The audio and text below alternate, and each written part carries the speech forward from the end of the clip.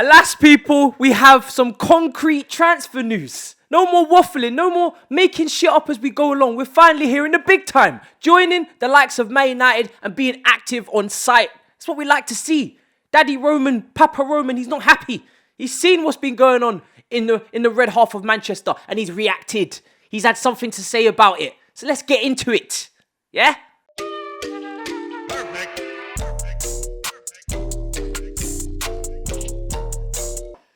Yo people, welcome back to the YouTube channel. You already know what time it is. It's time for another episode of Chelsea Chat or Transfer Checkers. At this point, I don't really know what it is, but it is an amalgamation of the two. And we are here to celebrate the activity in the Chelsea hierarchy. That's right, these brothers have come back from Marbella and they would like to instigate some fantastic signings. And I'm here for it. I'm here for it. Jules Koundé has been linked, reportedly, not even linked at this point.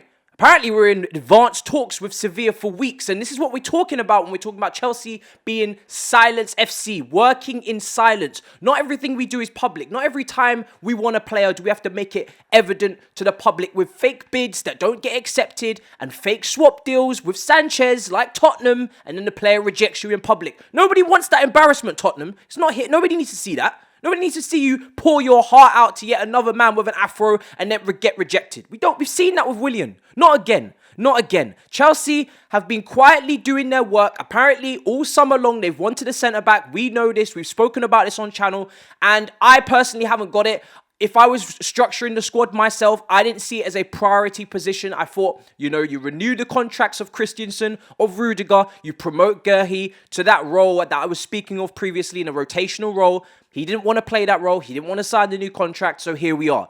And Chelsea have said to themselves, no, we need a centre-back. So fair play to them. If that's what they feel they need in a three-at-the-back system, go for it. It's still an issue with Kurt Zouma in this system, not being able to play out from the back as much as we would want him to under the press. We've seen a few mistakes from him. We've seen it in the home game to Arsenal where he put Jorginho in a bit of trouble and we conceded. We saw it against Southampton where he made a little individual positional error and Minamino went on to 1v1 and score the first goal we conceded under Thomas Tuchel. So there was always issues with Zouma in a back three. Much appreciated to him, much credit to him over his Chelsea career. He came back from a massive injury. He went on loans to Stoke and Everton, but it looks like he's going to be the person, people, involved in the swap deal. That's what's being reported. Fabrizio Romano broke this transfer story. So can we get a fake round of applause for him?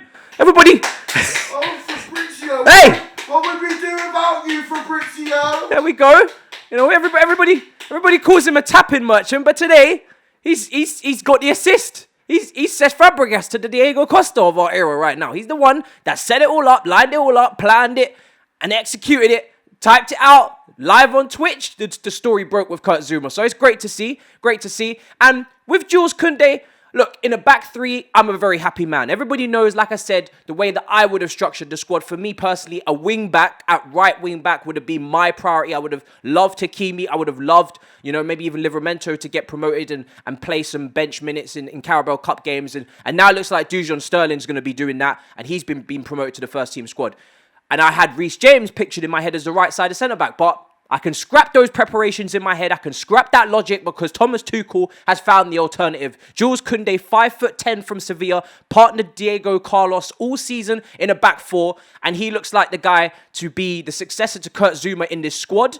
And then potentially the long-term successor to Azpilicueta at right-side centre-back. And you know me, I'm not too concerned right now with this person playing in this role, especially with his height. I've seen that come up a lot in comment sections. He's 5'10", Matisse. Are you not worried? He's kind of short. Well, he's got an extremely good leap on him. Okay, that's the first thing to say. Very good aerial dual success rate in La Liga as well. Now, of course, that league may not be as physically imposing. You're not coming up against your Ashley Barnes and Chris Woods of Burnley. I'm very aware of that. Don't worry about that. However, at least he's got a good leap. We've seen tall players before not be able to head the ball. Sorry to throw you under the rug, Tammy Abraham, but I watched that friendly yesterday, and you're 6'4", and your head, it's not working, bro. The ball just bounced off your head. No trouble over the bar. No leap, no. Anticipation, I don't know what was going on there. So just because you're tall, people, it doesn't mean you can head the ball. You need anticipation, you need timing, you need technique, you need leap. And that's what this brother has in abundance. He's athletic, he's quick, very stocky as well, individual. So his strength, I think, will be decent in this league. I'm very interested to see how he comes up because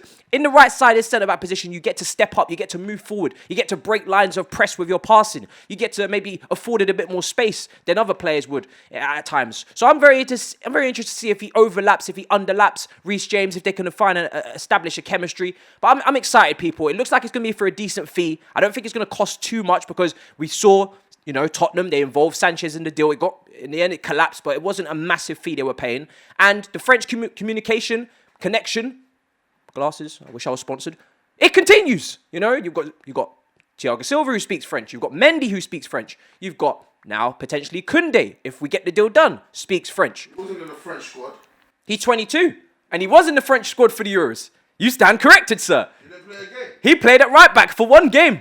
Oh, wow. Do not judge him off of that, people. Do not judge him off of that. He played right back for one game in the Euros. Apparently, people weren't impressed. I don't care. Don't ever judge a player off one game in the Euros. Doesn't make any sense.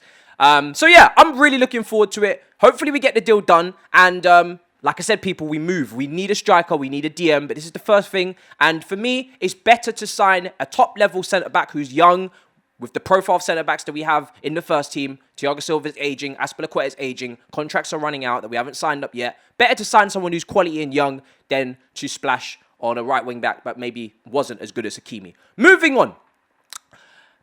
Bettinelli, is that your name, sir? I hope I haven't butchered it. The former Fulham goalkeeper. That's right. Apparently, he's very close to signing. Credit to Simon Phillips, my guy, for breaking the news. He was the one that broke it first, and now mainstream media is starting to get a hold of it. A third-choice goalkeeper from England, so he's filling that HG quota. Someone that the club have been scouting for years, apparently. So again, temporary expectations. He's third choice, much like Hilario. He's probably not even going to kick a ball for this club. Rob Green settings. But it is what it is. I was hoping for a more steady Eddie as second choice and potentially loan out Kepa because we know Mendy's going to go to the AFCON, and I was kind of hoping that we get a steady Eddie in second place and we can rely upon him for that month. Kepa, I worry about at times, but hey, I'll get over my trauma, my fears, and hopefully I'll put some faith into the brother and he can do what he can do this season. Not really too much to say on this guy. I'm not going to pretend like I've watched him. I have not extensively, would you believe it, been watching Fulham and Middlesbrough for the last few years. That's right. Okay? I know you're shocked. I know. It's shocking, right? I haven't. So I can't tell you too much about how good he is. But we do need a third choice goalkeeper. I don't think we should just give it to a Collins or Cummings or whoever's, I don't know who's in the academy these days rocking about. Jamal Blackman. I knew you was going to say. He's actually been released, unattached, no club, so he's gone. So we can't even use him. So yeah, this is cool, interesting. All these type of deals, these boring signings always have to happen. Third choice goalkeeper, no one knows who he is. Cool. It is what it is. All right. No disrespect. Wish you a happy long career at Chelsea. Hope you do some great things. Maybe if you pick up 2 injuries like we did in 07 with Kudicini and Czech, you might get a game. Maybe you might do something special. Maybe there's a reason for your transfer. But right now, I can't think of any reasons. So that deal is about to happen as well. I haven't really got anything else more to say on this matter, people. Let's wait until the deals get done. But it's exciting times. The ball is moving. And can I just say, for the people that were Marina out, where are you now? Maybe you're just going to spam the comments and tell me where you are. But let's make this very clear. Chelsea are probably doing things right now behind the scenes that we are not privy to. So you're reporting news that isn't really news. It is news. It's not news. What? You signed one guy from Middlesbrough and pray that you might get a French defender. You act like you have, Chelsea fans have been so cool on social media, like you ain't been begging on your hands and knees that even Alfie Hannon signs for your club. Anyone named Hannon signs for your club. Jesus Christ. Sort it out, Chelsea. You're a mess. With that, we'll leave it to the Manchester City fan who's clearly still bitter that Jack Grealish has not been announced publicly. Apparently the deal's done. And with that, we will leave you people, okay? It's been a great video. I hope you've enjoyed. Back to the normal apple juice settings, good to see. Still waiting on the sponsor, no worries. And I'll see you tomorrow, won't I? Yes, I will. Okay, Don't forget to like. Don't forget to subscribe. I hate to tell you these things. Wow, we're shilling now, yeah? I hate to do it. We're shilling I hate to do it. But sometimes they forget. We can't afford for you to forget. Literally, we cannot afford for you to forget. Saj has been eating beans out of a can for the last 2 days. The way you make me seem like the one that has the poverty issues, like, it's kind of unfair and, like, it's kind of like financialist. Yeah, like, ladies, I am not poor, but I am not rich. I can take you to McDonald's once. DM me. Goodbye, people. See you later.